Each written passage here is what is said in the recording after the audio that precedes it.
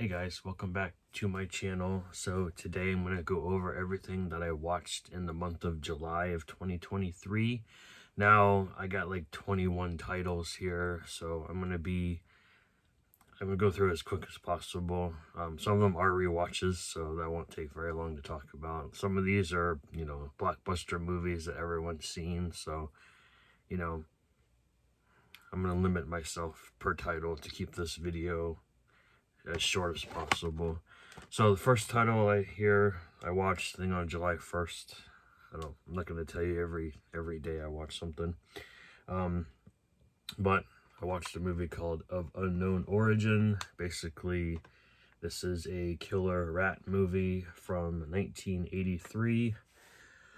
Stars Peter Weller. He's known for RoboCop, but this was, I think, 4 years before RoboCop came out. Basically, he plays, what is he? He works on Wall Street as an executive. I think his wife and kid go on, they're going somewhere, so he's by himself pretty much the whole time. And he finds out he has a infestation problem in his house, so he gets obsessed. He's trying all these different things to get rid of his rat problem, but turns out it's not just any particular kind of rat. It is a very large rat, and then he gets very obsessed with trying to, find ways to kill it. It really affects his job performance and everything, but yeah, it's a fun film. This was directed by George P.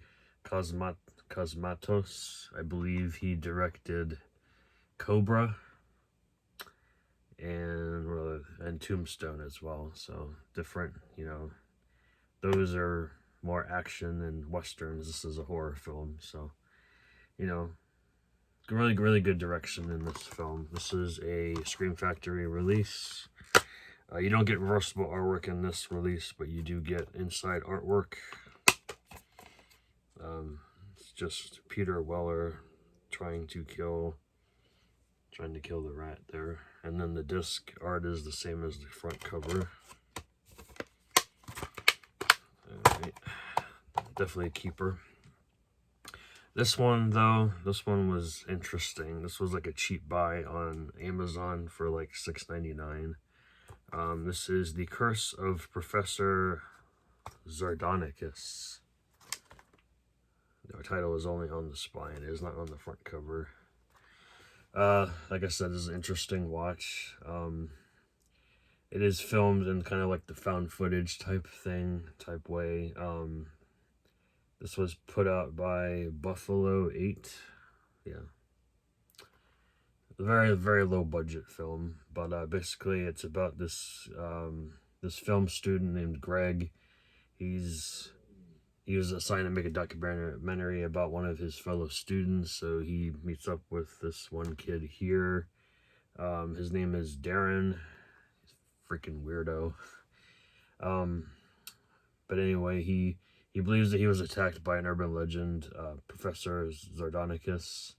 Basically, he's like a guy that was attending the college quite a few years back, and he was part of a fraternity. They wanted him to go into the abandoned science building as, like a hazing prank type thing, and then things go horribly wrong, and he disappears, and Darren's really wants to go see him again to point out, to show the people of the world that he actually exists. So Greg just plays along, I just want to get a good grade on my documentary, and things go horribly wrong, and yeah. I mean, it's not a bad film, but I'm definitely not keeping this in my collection. But this was actually written and directed by the actor that played Greg, the guy, this guy right here, Gabriel Thias. He was the director. So, and it was actually produced by the two of them. like I said, not a bad film, but it's not something I'm gonna rewatch. So if you guys are interested in checking this out, I believe it's still on Amazon right now. You still get cool artwork on the disc, and I believe it is a pressed disc. Yeah, it is it's not, sorry, not a pressed disc. It is a burn-on-demand disc, but not terrible, not great. This one here was my 4th of July pick watch, because you gotta watch something on the 4th of July. I always usually watch Jaws, or there's a bunch of other things you can watch during that time, but I picked Uncle Sam this year. I've seen it quite a few times over the years. It's fun cheese. Basically, it's about this sergeant named Sam. He's killed in the first Gulf War due to quote-unquote friendly fire. So the opening scene is just so weird. I'm not going to give it away, but basically it's Sam. Something happens to him, so he quote-unquote dies, and then he's brought back to the States for his funeral. Happens to be the 4th of July weekend. But apparently he's not dead. He's some sort of like zombie, or some sort of zombie state. I don't know. Freaking weird. But he's going around the town killing anybody who disrespects disrespects the flag. He's killing draft dodgers. He's killing crooked politicians, flag burners, what have you. It's a fun movie. You got Timothy Bottoms is in here, Bo Hopkins, PJ Souls, the late Robert Forster, and Isaac Hayes is in here as well. He plays one of Sam's I forget what particular rank he was, but he was one of his buddies in the service. I'm not sure which service it was again, but yeah. This was directed by William Lustig and written by Larry Cohen, so another reason why I enjoy it. Inside artwork on here as well. There is a 4K release of this I never picked up, but you got a cool little like death in here. And Uncle Sam, I Want You Dead. Up next, I finally got around to watching Megan. I watched the unrated version. Not bad. I did enjoy it overall. It's kind of cheesy, but I like my cheese. What can I say? I didn't watch this in the theater. And now, of course, they're releasing a 4K. Universal's been doing that a lot lately. It's aggravating people, but I'm happy with the Blu-ray. The next one here does not have a physical Blu-ray. I don't think it's even on DVD here in the States, just VHS. So I went ahead and ordered this upscale version of Blu-ray. It is a Vestron Video release, so hopefully we get it down somewhere down the line. I'm looking at you, Lionsgate. But this is a film, I believe it's from 87 or 88. I can't remember the exact year it came out. But it is a film called Paper House. I got this from a company on called Sloppy Second Sales. I've bought from them a couple times before. Never had an issue with any of their discs. So basically it's about this little girl. She's been having these like weird nightmares. It's just weird that she's like drawing this house and it catches, there's like, it's on fire and whatnot, and this movie's not exactly technically a horror film. It's more of a fantasy thriller. Think of like Nightmare on Elm Street, but without Freddy Krueger. It's just about haunted dreams, and it could kill you in real life too. But it's just a weird film, but I definitely enjoyed it overall. If you guys want to read the actual synopsis, it's right there. I believe this is a British film, or at least somewhere over in that part of the world. It is in English, so yeah, that's why I think it's a British film. But it's a fun movie. There is no artwork on the disc. It's literally just there's a little stamp with the name of the movie written on it. Next one is one that has been very divisive amongst everyone in the horror community. I watched Skinamarink. I didn't hate it because I kind of knew what the director was going for in this movie. Basically, it's just a child's nightmare come to the screen through the eyes of the actual child themselves. So, basically, it's about two kids. They wake up in the middle of the night, and they find that their father is missing, and all the windows and doors of the house are gone. They can't get out of the house. But there's no real dialogue in here. You hear the two kids, like, you know, whispering to each other throughout the movie, and then there's this weird, like, very low, deep voice. Like, it's just a strange film. But, you know, it was okay. Like I said, I know what the director was working with, so what he was going for. But, you know, I know some people did not like this movie at all. They thought it was absolute crap. To each their own. Next one's a very interesting movie. This is from Utopia, which is I think it was a partner label of Vinegar Syndrome. I'm not sure if they're one of the ones that left. But this is a film called We're All Going to the World's Fair. Very interesting movie.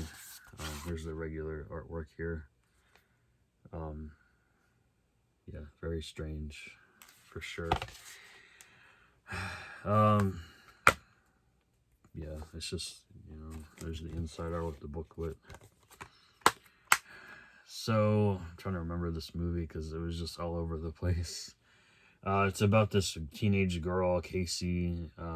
She's in her attic bedroom, scrolling the internet under her, you know, glow-in-the-dark stars and black lighting posters in her room. I think it's supposed to take place in, like, I don't know, early, mid-2000s. But anyway, she goes online and she wants to take part in the World's Fair Challenge. It's like an online role-playing game. And then it just turns into like a weird, like, you know, she loses herself between dreams and reality, and and there's like a mysterious figure reaching out, claiming to see something special in her uploads. The guy's really like creepy, you know, kind of like you think he's gonna be like some sort of like child abductor or something. I don't know. It's weird. Yeah, it's just something you gotta watch for yourself to come up with your own opinion. I thought it was okay. I don't know if I'm gonna keep it though. I might have to watch it again.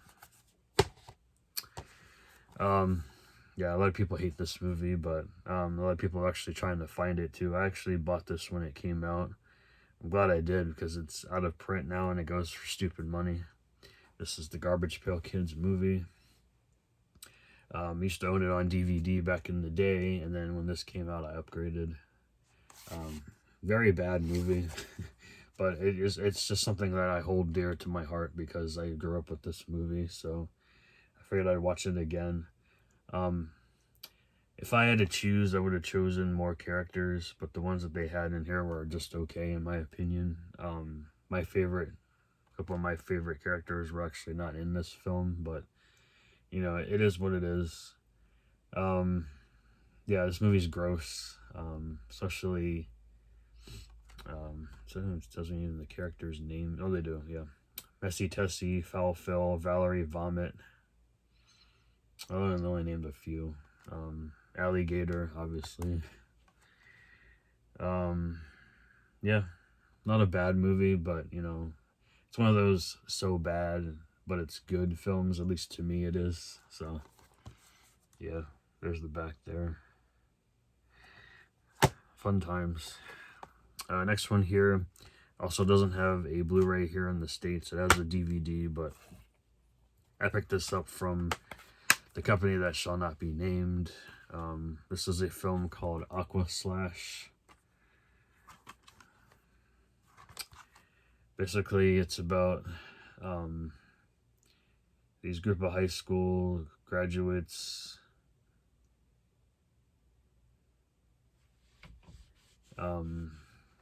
I guess they're on summer vacation. They go to this water park, and some sort of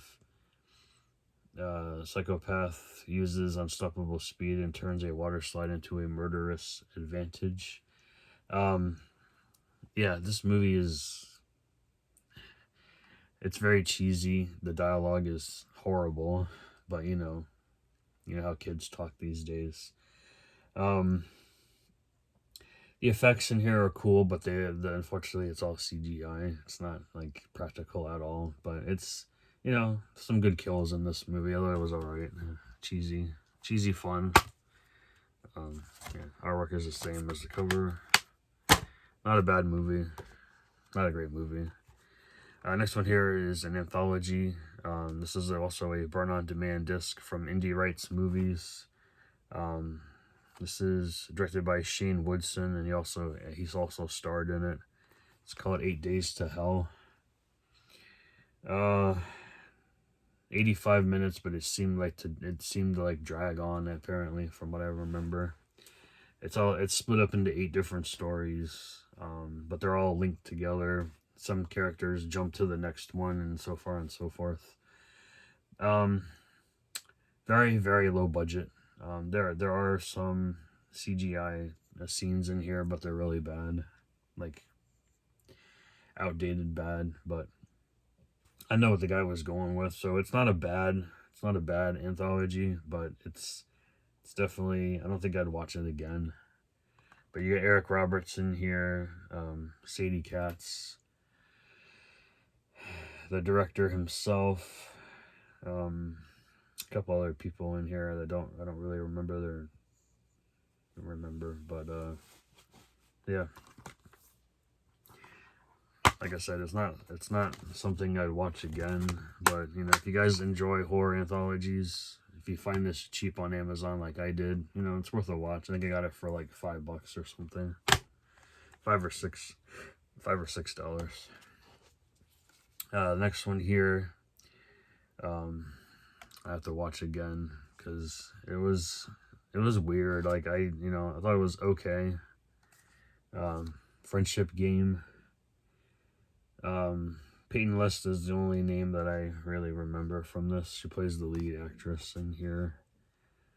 I love on the back how it like lists every single character with who plays them. It's just like, you know, if you can see that.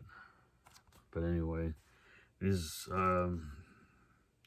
kids are on their last summer together, and they're like going like yard sailing, and they come across this weird freaking lady. She's selling this friendship game device thing. Basically, each player admits their deepest desire. The game will test their loyalties, and if they win, their friendships will last forever. If they lose, one of them dies. You know, it's kind of a weird thing. But yeah, it was okay. Like I said, the lady that's trying to sell this device, is she real? Is she a ghost? I don't know. It's very strange, but definitely, I mean, you can check it out if you find it for really cheap. This is an ROJE release. Next one here is probably one of the best movies I watched. I've seen a little bit here and there over the years, but never watched the whole thing all the way through. This is a John Carpenter film from 1995, and this is In the Mouth of Madness. It's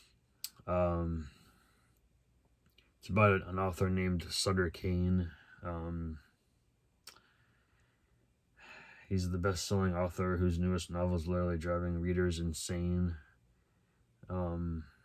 He vanishes. His publisher, played by Charlton Heston, sends special investigator John Trent to track him down. That's Sam Neill's character. And what Sam Neill's character goes through on just trying to find Sutter Kane. Yeah, man, it's a crazy movie. It says it's inspired by tales of H.P. Lovecraft, which I can see that to an extent. I mean, you can see all that tentacles and stuff behind Sutter Kane there. Jurgen, I'm gonna butcher this guy's name. Prochnow, I don't know how to say that, but he was in Dune.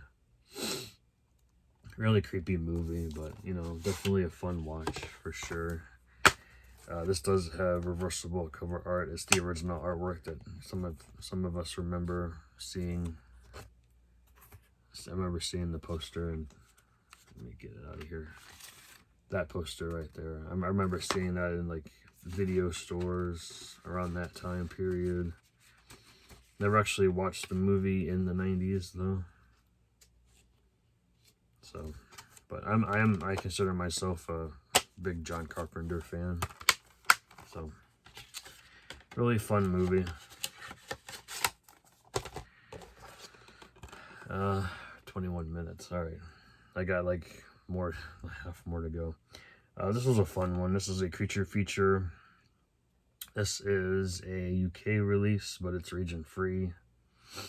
I bought it off of declutter.com. This is Infestation. Basically, it's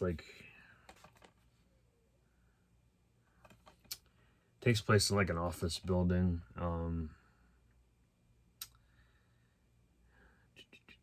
Trying to get everybody's name here.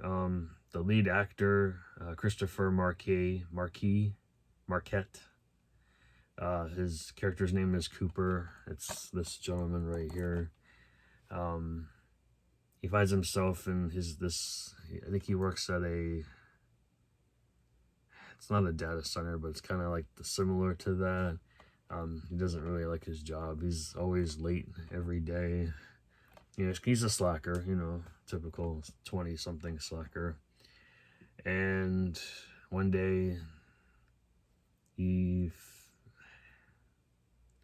something happens at the office, and all these bugs swarm in and put people up in webbing and try to kill them, but some people actually survive. And it's just him and these other people trying to survive this bug infestation of the city. One actor in particular that stands out is Cooper's dad, played by Ray Wise. He's a former military. I'm not sure exactly what his rank was, but he's come up with a plan with his son how to survive and go down and take out the queen or whatever. It's a fun movie. It's definitely a fun ride. I definitely recommend that one.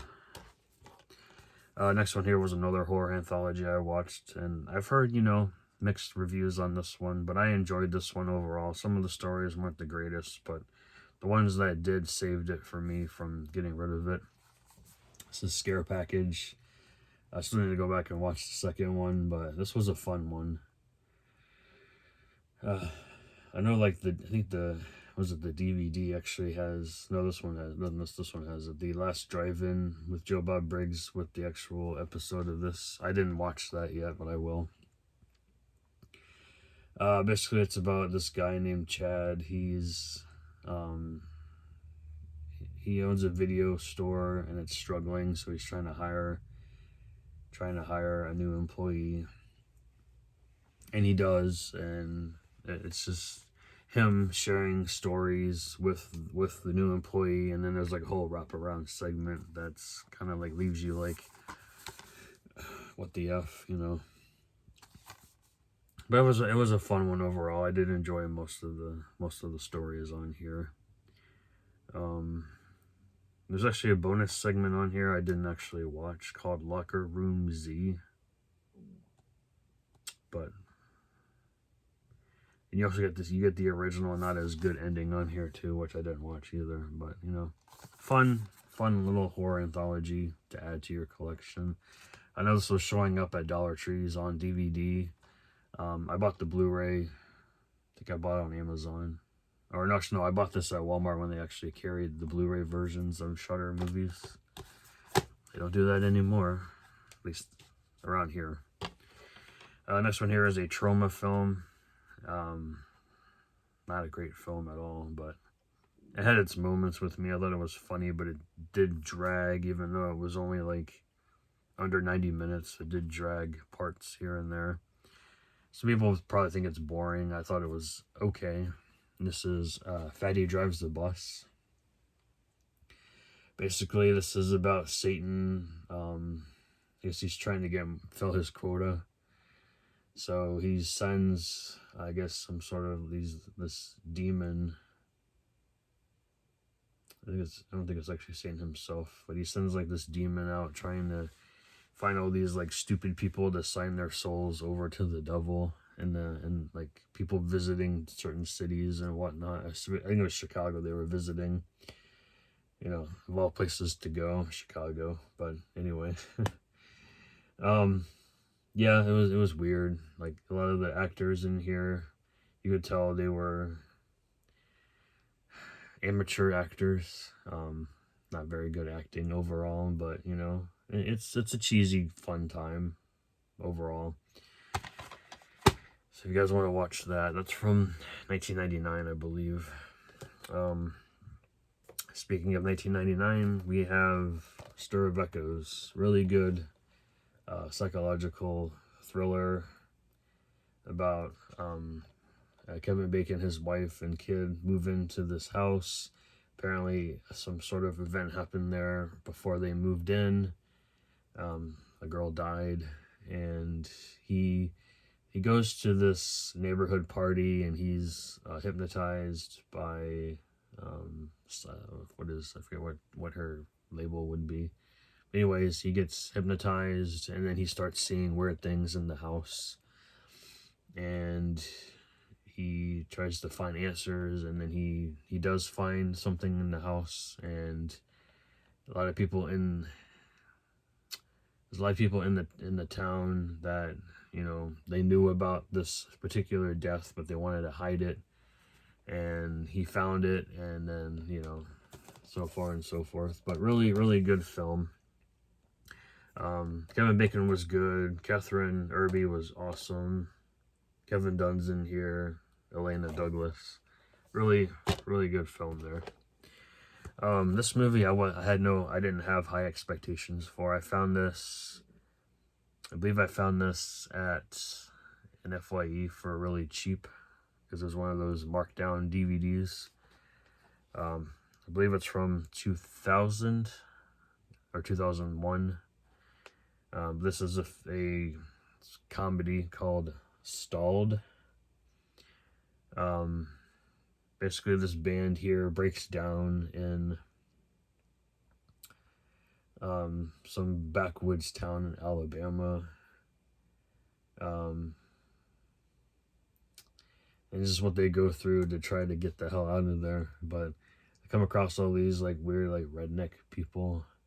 And this one girl in particular, she's trying, yeah, Sweet Sherry, she's trying to find a boyfriend. She's 17 years old, and she's hitting on just about every new guy that comes to town, because all the boys that live there are not what she's wanting. She wants to get out of there. It's a fun movie. Doug Jones is actually in this film, and he's not wearing makeup for once. He's actually playing a regular character.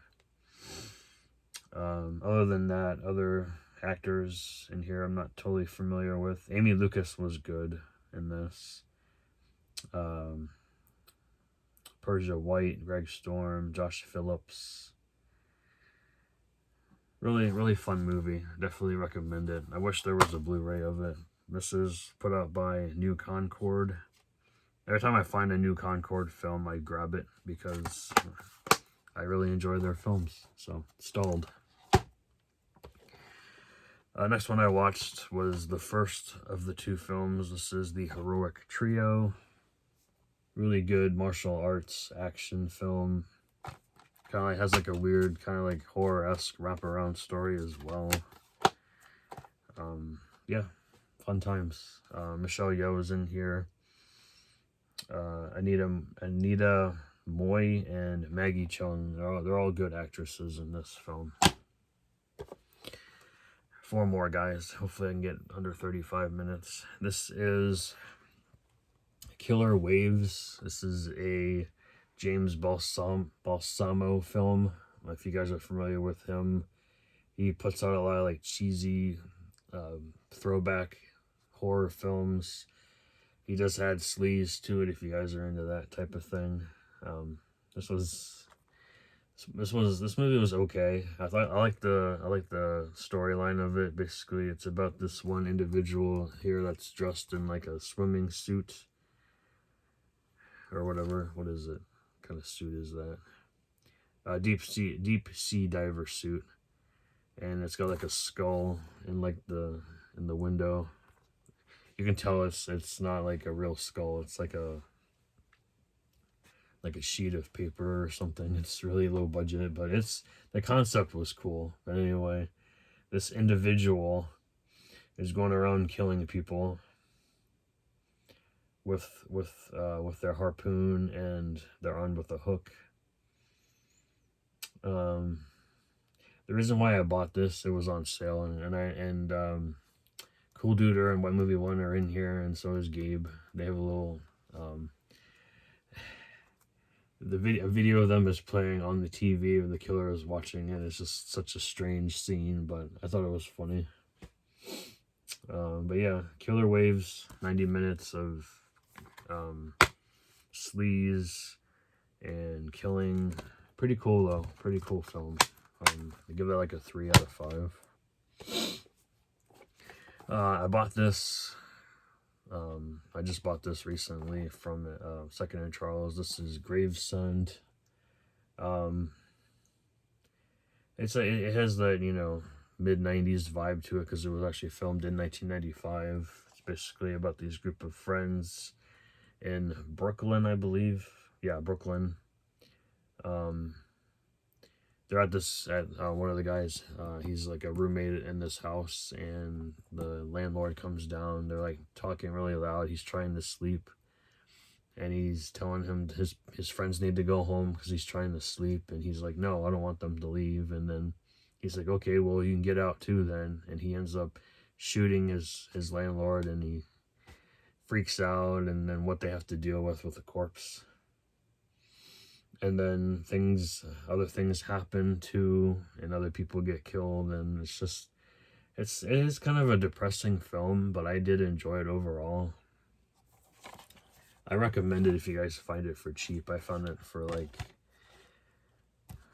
$5 or $6. This was a really fun movie. This one right here, Flashback. Takes place in Canada, right near the Arctic Circle. This takes place during the summertime, so I recommend this to watch during the summertime. It's about these girls. They're just hanging out, and they're just hanging out, and they see like this polar bear. I think it was a polar bear being taken over by some sort of alien being force or whatever, and so they try to like put it out of its misery, but then it like jumps back to life and tries to kill one of the girls. So they shoot it again, and then like the alien being just starts spreading off into different people of the town. It's a really cool alien, like, you know, coming of age story, I guess you could say, about these group of girls. They kick a lot of ass in this movie, so highly recommend this one. Not sure if they're going to make a sequel, because it did end weird. It did end weird. But hopefully, if they do, hopefully it's done right. It was directed by Nyla and Nuksuk. This is like her first film. She's done like a lot of like shorts and whatnot. So then the last one here was just something I had to watch yesterday because it was the anniversary and we just lost Paul Reubens to cancer. So I watched Buffy the Vampire Slayer. I've seen this quite a few times over the years. It doesn't get old to me at all.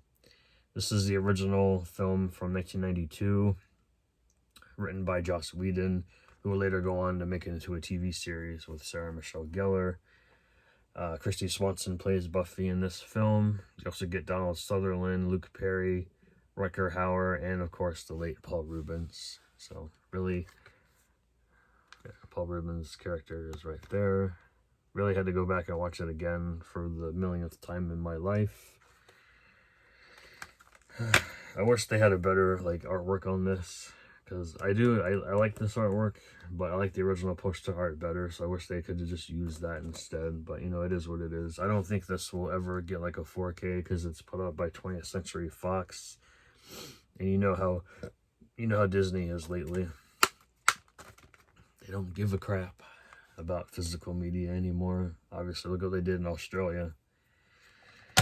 So that is everything I watched in July. 21 titles, some great films, some mediocre films. I didn't hate anything I watched in here. Certain things are better than others, like I said. So let me know in the comments if you've seen any of these and what you thought of them.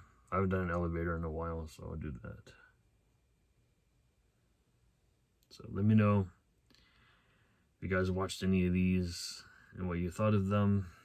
And I'll see you guys in a few days. I have a few packages to show off. So take care and see you soon.